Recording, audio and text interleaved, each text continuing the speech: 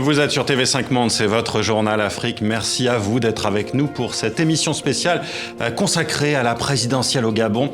Une élection à un tour qui se déroulera dans 2 jours, samedi. Dans les rues de Libreville, les affiches sont partout en cette fin de campagne, vous le voyez, et surtout celle d'Ali Bongo, selon nos envoyés spéciaux qui sont sur place. En tout, 11 candidats sont en lice pour obtenir la magistrature suprême, dont le président sortant.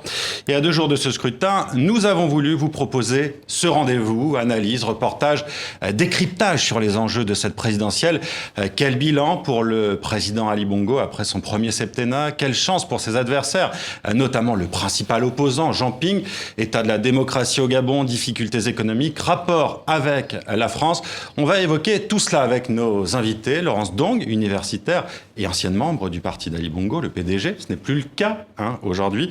Vous êtes très critique à l'encontre de votre ancien parti. Vous êtes aussi l'auteur du livre Gabon, pourquoi j'accuse, aux éditions L'Harmattan. Merci à vous d'être avec nous. Vous êtes aussi un soutien de Jean Ping, il faut le dire. Du côté des soutiens d'Ali Bongo, nous avons Cyril Ona, coordinateur des forces citoyennes de la diaspora pour le président sortant et candidat donc à sa propre succession. Merci aussi à vous d'être avec nous sur ce plateau. Avec nous également Christian Éboulet de la rédaction de TV5 Monde. Et c'est Christian Éboulet qui va commencer par nous faire un petit topo sur le Gabon. Le Gabon, c'est un petit pays d'Afrique centrale, riche en pétrole, mais dont la population jeune vit pour un tiers dans la pauvreté, une ancienne colonie française également.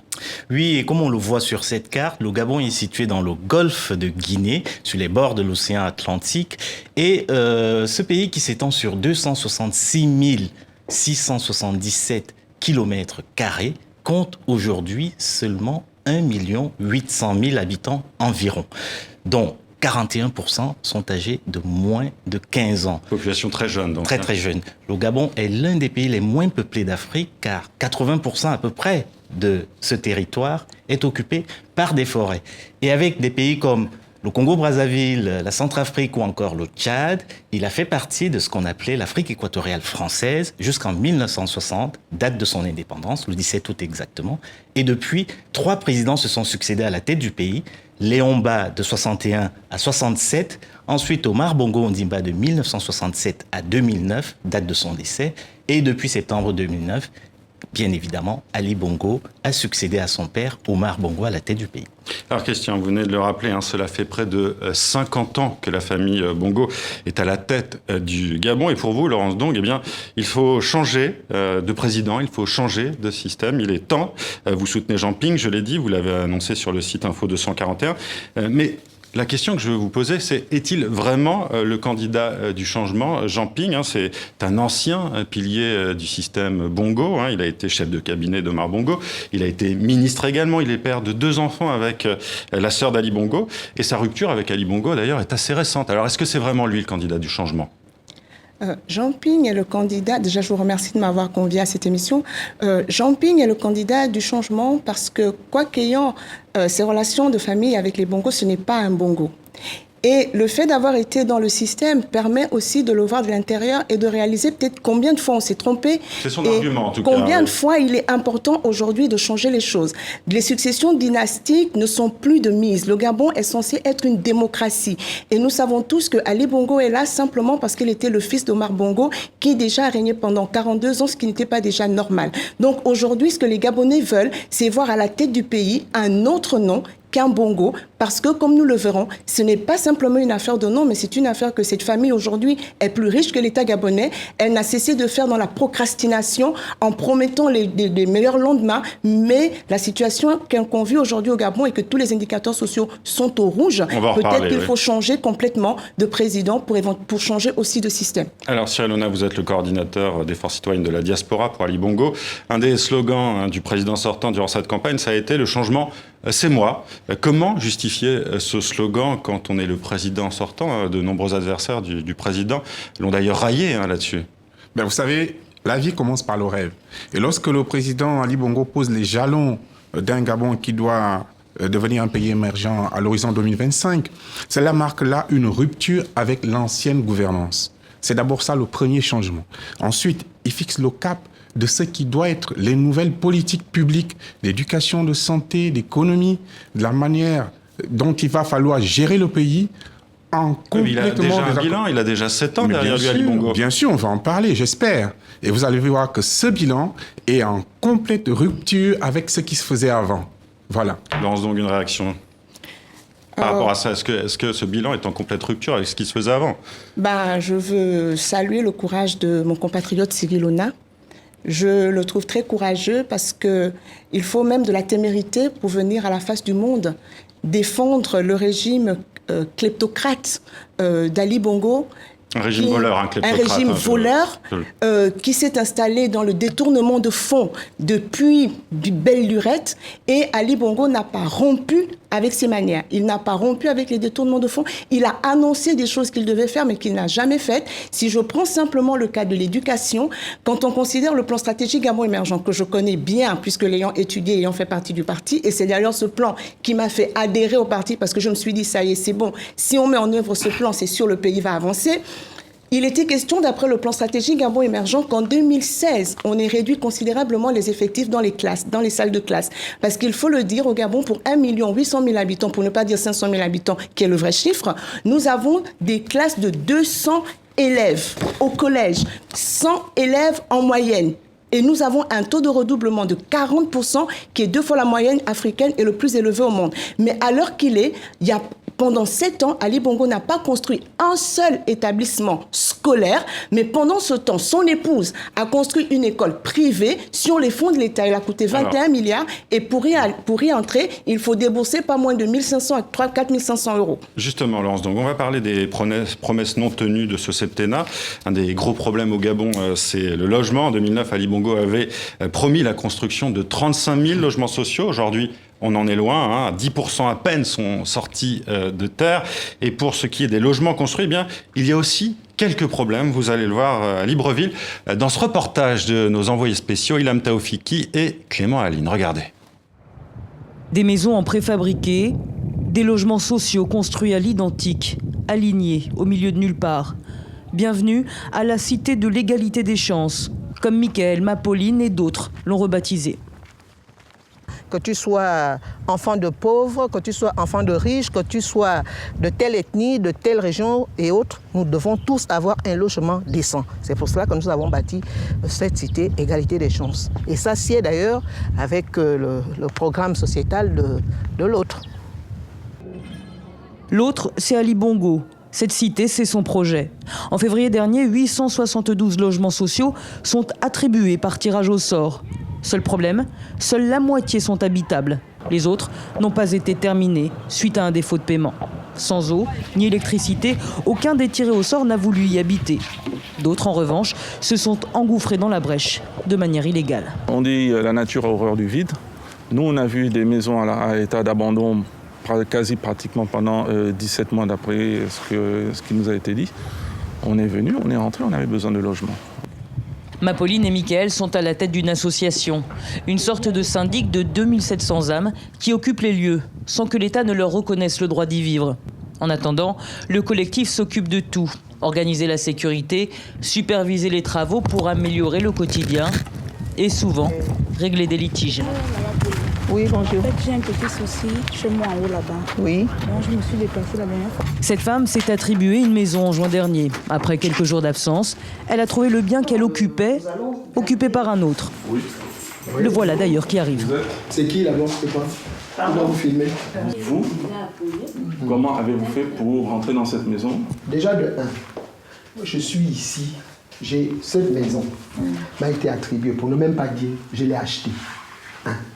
Pour ne pas dire je l'ai achetée. Qui vous l'a attribué? Le gardien. Cette carte. Après des heures de palabres, c'est la femme qui a eu gain de cause. Elle est enceinte et surtout totalement démunie, comme beaucoup d'occupants illégaux de la cité. Chancia vit ici avec ses 6 enfants. Elle n'a pas l'eau, pas l'électricité, mais c'est toujours mieux que le bidonville où elle habitait. Alors sa maison, elle espère bien y rester. C'est tout ce que je peux leur demander, de nous laisser dans les maisons. Si ils ont pitié vraiment de nous. Si Chancia mise sur la compassion des autorités, d'autres, comme Diopinette, ont une toute autre stratégie pour les amadouer. C'est la fiche de l'égalité des chances, étant donné que c'était son projet, raison pour laquelle j'ai fait cette banderole, un peu comme pour lui dire merci. tout simplement. Dans la cité, c'est elle qui mène la campagne pour Ali Bongo et espère bien en retour qu'il s'en souviendra. Tu travailles, tu poses un acte et lui en retour, il te récompense. Et ce serait quoi la récompense pour vous? Bien, ça peut être le travail, ça peut être que je reste dans ma maison avec mon bureau, que nous occupons la maison pour toujours. En 7 ans, Ali Bongo a fait construire près de 3700 logements sociaux contre les 35 000 promis. À ce rythme-là, ironisait un économiste, il faudrait près d'un demi-siècle pour résorber la crise du logement dans le pays. Cyril Ona, pourquoi cette promesse de construction de logements sociaux n'a pas été tenue durant ce septennat? Comment l'expliquez-vous? Je note tout d'abord que votre reportage est très orienté sur un secteur qui n'a pas bien marché. La première chose qu'il faut relever... C'est un angle, hein, ce n'est pas une orientation. Non, mais tout à fait. Vous n'avez pas fait un reportage sur des secteurs qui ont marché. Lorsqu'on gère un pays, on ne se concentre pas uniquement sur un secteur. C'est multisectoriel. Non, mais ça fait partie des promesses importantes du candidat Ali Bongo. Ce que je dis, oui, bien sûr. Et ça, on ne peut pas le nier. C'est une réalité. Il a fait avancer le domaine de la construction des routes. Vous n'en parlez pas. Si, mais moi j'allais l'évoquer avec vous en termes d'infrastructure et de routes, justement. Il y a beaucoup de progrès. Je dis, ce secteur, ça fait partie de ceux qui n'ont pas beaucoup marché. Donc, je me félicite d'ailleurs d'une chose, c'est qu'aujourd'hui on parle des logements sociaux au Gabon. Est-ce que vous avez comparé sur la période précédente? Non, on n'en parlait pas du tout. Ça veut dire qu'il y a une modernisation. Pourquoi promettre 35 000 logements sociaux dans ce cas-là? Bien sûr, lorsqu'on s'engage dans une campagne, on fait une feuille de route sur ses intentions. Il avait l'intention de construire 5 000 logements par an. C'est une promesse qui n'a pas été tenue, et il le reconnaît. Mais en ce moment, il y a des constructions de logements. Les livraisons vont se faire d'ici la fin d'année et l'année prochaine. Ce que je voulais souligner dans votre élément, c'est que vous avez pris un secteur qui n'a pas bien marché. On vous a entendu sur cette question, évidemment. Bien sûr. Donc c'est pour ça que je déplore cet élément. Par contre... Mais c'est une réalité en même temps, on ne peut pas la nier. Oui, on ne peut pas la nier. Mais est-ce que vous connaissez le problème du foncier au Gabon? Avant, il fallait au moins 80 signatures pour avoir un titre foncier. Donc, lorsqu'on arrive sur un secteur tel que celui de l'habitat, il faut faire un toilettage, un état des lieux de ce qui existe, et ensuite, on met en œuvre les politiques publiques du logement. Donc, ça a pris du retard, mais j'ai confiance que d'ici l'année prochaine, vous allez voir la livraison des logements. Laurence, donc je vous voyais secouer la tête. Ah oui, les logements n'ont pas pris du retard, les logements c'est un échec. Et lorsqu'on fait un reportage, on voit bien ici qu'on est en présence d'un parti qui est habitué à l'auto-congratulation et qui ne veut qu'on ne passe dans les médias que ce qu'ils pensent avoir réussi. Et dès qu'on pointe du doigt un secteur sur lequel ils ont lamentablement échoué, ils ne sont pas capables de l'assumer. Lorsqu'on est chef de l'État, lorsqu'on propose un programme de société, c'est qu'on a pris en amont le temps d'étudier la faisabilité de ce que l'on propose. D'autant plus que Ali Bongo n'est pas un novice en politique. Son père a dirigé le Gabon pendant 42 ans. C'était le même parti, la même famille, et il a été ministre pendant plus de 15 ans dans des ministères régaliens, donc il connaît bien la machine, et donc il ne peut pas prétexter ne pas avoir connu la machine pour justifier l'échec. Justement, je le disais tantôt, ce gouvernement, depuis 50 ans, on est dans la procrastination. On échoue, mais on dit non, accordez-nous encore une chance, vous aurez les logements la prochaine fois. Mais quand on en promet 35 000 et qu'on n'en fait que 872, je suis désolé, l'échec est cuisant et on tourne la page. Alors je voudrais évoquer... Oui, allez-y, répondez. Ce que Mme Dom oublie de dire, c'est que les adversaires d'Ali Bongo aujourd'hui ont fait partie de ce système. Ali Bongo, ministre des Affaires étrangères... On l'a rappelé dès le début, Jean-Ping faisait partie. Non, mais bien sûr, ministre des Affaires étrangères, il a ramené 2 centres médicaux à Oyem et à Mouila. Ministre de la Défense, il a fait construire l'un des fleurons aujourd'hui à Libreville, c'est l'hôpital des armées. Président de la République, vous voyez Libreville, c'est le premier centre hospitalier de la sous-région. Donc c'est de dire qu'il a un bilan en tant que ministre. Ce que nous cherchons aujourd'hui, c'est que ses adversaires nous montrent ce qu'ils ont fait lorsqu'ils étaient dans ce système. Alors moi je voudrais qu'on évoque un autre thème assez rapidement, Christian. Il s'agit des relations entre la France et le Gabon. Et on dit que pendant longtemps, le Gabon a été un des fers de lance de la France-Afrique. Eh bien, rappelons tout d'abord, Marion, que la France-Afrique, c'est un mélange assez bizarre de néocolonialisme à la française et de barbouzerie de tout genre, dont le Gabon et la Côte d'Ivoire, notamment, ont été 2 des places fortes jusque dans les années 80. et 90. D'ailleurs, le président Ali Bongo, feu président Omar Bongo Ondimba, déclarait dans le quotidien Libération en 96, l'Afrique sans la France, c'est une voiture sans chauffeur, et la France sans l'Afrique, c'est une voiture sans carburant. C'est dire. Et si le Gabon aujourd'hui reste un partenaire privilégié, malgré cette France-Afrique qui reste résiduelle, eh bien c'est parce que la France a bénéficié, grâce au Gabon, de l'uranium et du pétrole, qui sont deux matières premières stratégiques qui ont contribué à faire de la France une puissance atomique d'un côté et à garantir son indépendance énergétique de l'autre. On dit également que les relations entre la France et le Gabon sont en perte de vitesse, Cyril Hona. Est-ce que c'est le cas aujourd'hui ou pas? On dit par exemple que le président Hollande n'est pas venu au Gabon en visite officielle durant son mandat. Mais écoutez, cela montre clairement que le Gabon est un pays indépendant qui veut se développer avec ses moyens et ses ressources. Mais la France reste un partenaire privilégié. Ce n'est pas parce que M. Hollande n'a pas rendu visite au président Ali Bongo que ça veut dire que les rapports entre la France et le Gabon se sont détériorés. Bien au contraire.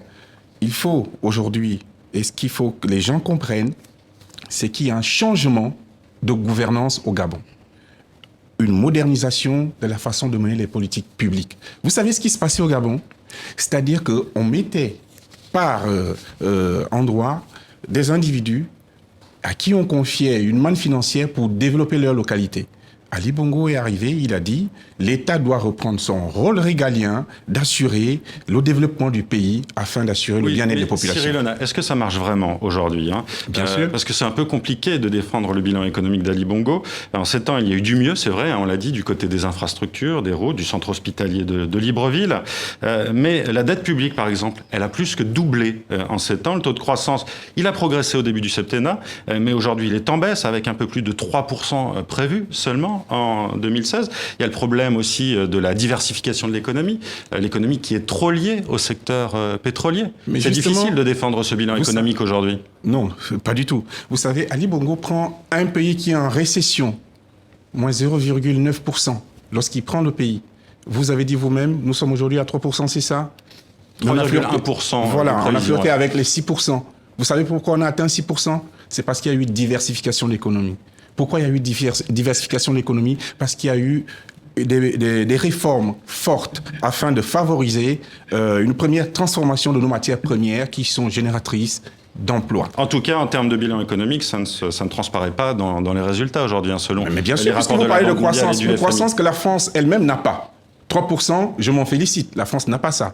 Vous me parlez de la dette, mais excusez-moi, le premier pays le plus endetté au monde, c'est les États-Unis.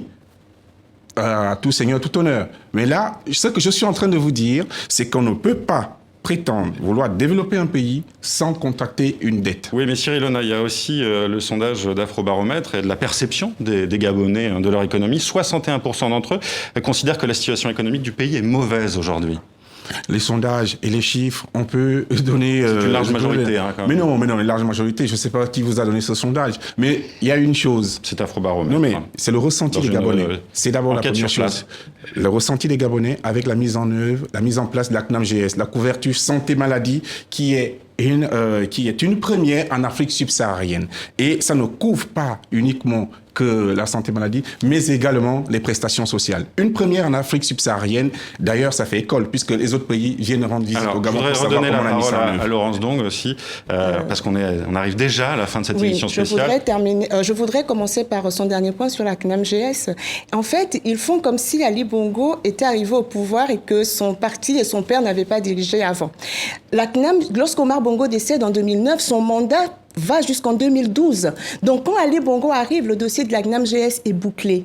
C'est un dossier qui a été traité alors que son père était vivant. Monsieur Baobam était à l'époque ministre des Affaires sociales et c'est Bernard Kouchner d'ailleurs qui a rédigé ce rapport. Donc, Ali Bongo n'a fait que nommer les responsables de la CNAM-GS qui d'ailleurs aujourd'hui ne fonctionne pas comme elle devrait. On n'a pas beaucoup de temps.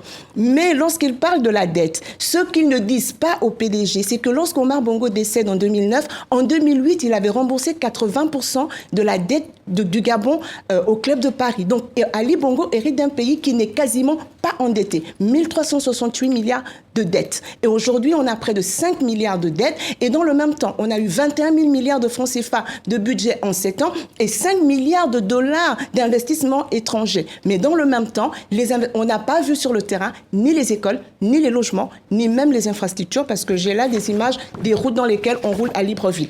Donc, Cyril Hona, vous êtes très courageux de venir défendre Une dernière réaction extrêmement rapide. Oui, mais c'est très ridicule quand elle montre une photo d'une route dégradée. Bien sûr, on ne peut pas développer un pays en 7 ans, vous savez.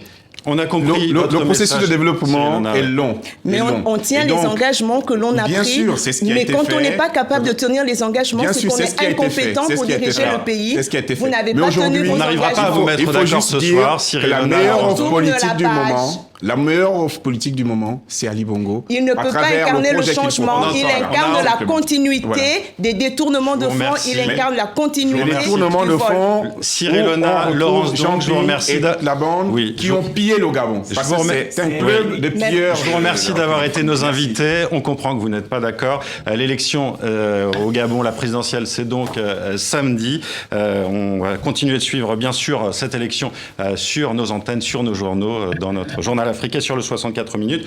Merci à vous d'avoir été nos invités. Et moi, je vous dis à bientôt sur TV5 Monde.